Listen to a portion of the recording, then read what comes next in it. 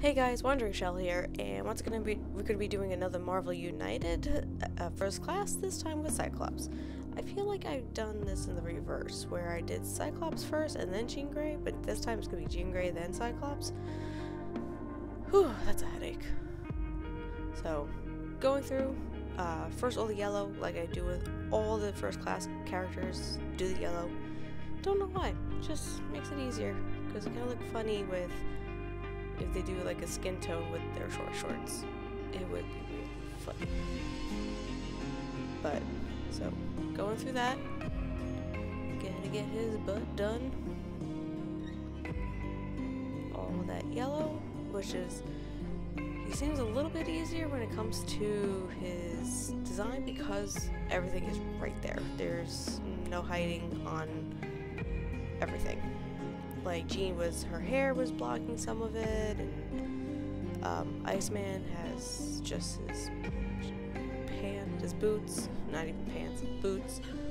So it's a nice change of seeing the whole outfit. Going through, I like to do top to bottom and then bottom back to top, and doing one color at a time. So I know I got it all. Through, try and make sure everything is painted when it needs to be painted. And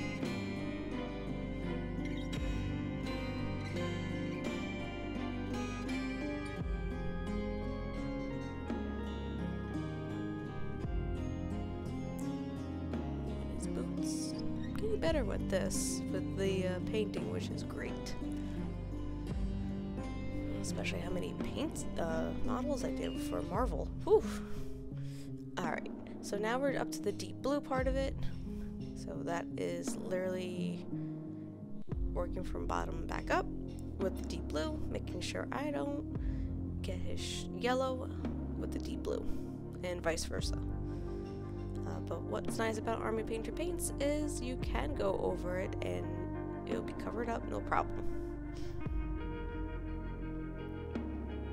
Going through all the parts. What's nice is his is much easier on design wise compared to some of the other characters who are very hard to see what is what, which is kind of a nice change compared to some of the other characters I've painted. Not just from first class, by the way, like from other Marvel United groups. He seems the easiest. Also, I don't have to worry about eyes because he is Cyclops.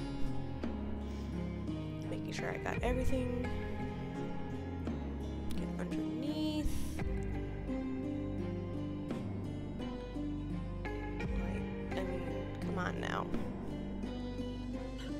He is very simple in color.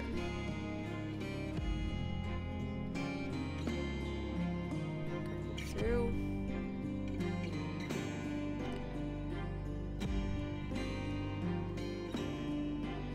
Make it smooth as possible too. When it comes to where that eyepiece was, try to keep it smooth because that's what it looks like.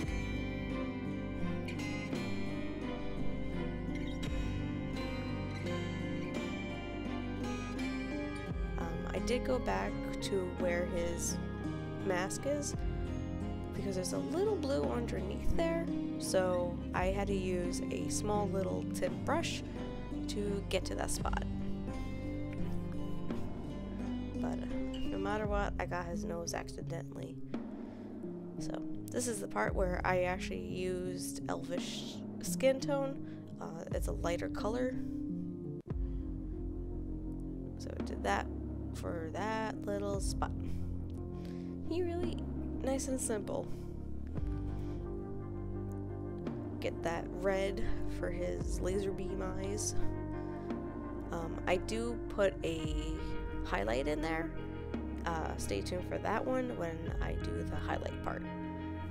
Time for his base. The base is a very simple metallic metal scenery with a few, like one little dirt spot. So I kind of did like 3 colors worth of base.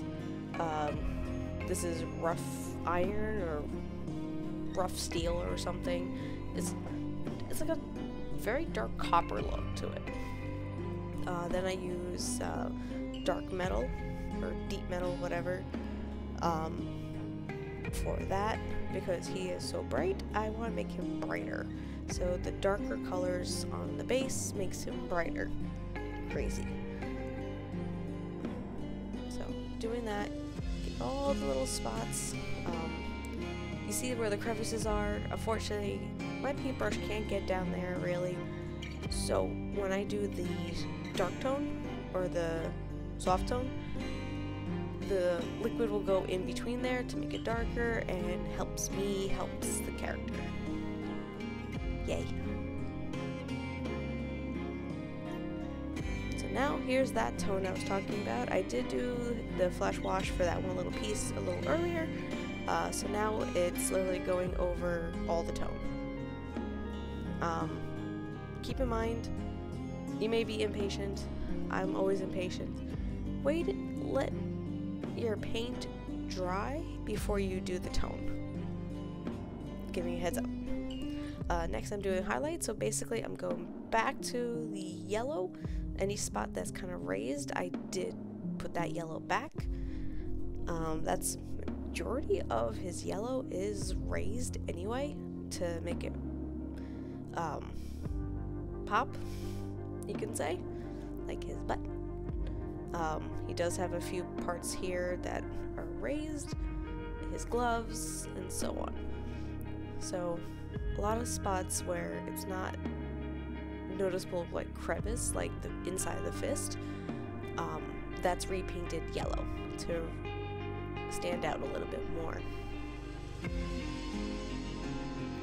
Now with the dry brushing of the crystal blue, like I do with all the characters for the group, I did do the dry brushing part of it for his helmet, but then I go to the smaller brushes to do for his arms and legs, because it's a little on the smaller side versus my dry brush.